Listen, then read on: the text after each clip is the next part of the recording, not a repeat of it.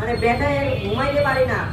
দেশের বাইরে বলছে, ডাক্তার বলছে দেশের বাইরে নিয়ে গেলে চোখটা ভালো হওয়ার সম্ভাবনা আছে, কিন্তু সরকার কোনো আমাদের সহযোগিতা করতেছে না। আর হলো জুলাই সনদ আমরা কি চাইতেছি, এটা কি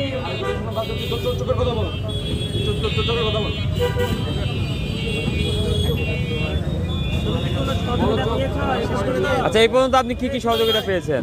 এ পর্যন্ত সহযোগিতা অতটা মানে ভালো কোনো পাইনি। তারপর হলো আমার মানে অনেক কষ্ট করতে মানে কষ্ট হয়। তারপরে যে ঘুমাইতে গেলে চোখের ব্যথা, চোখ দিয়ে পানি পড়ে, চোখটা ঘামে পর্যন্ত যায়।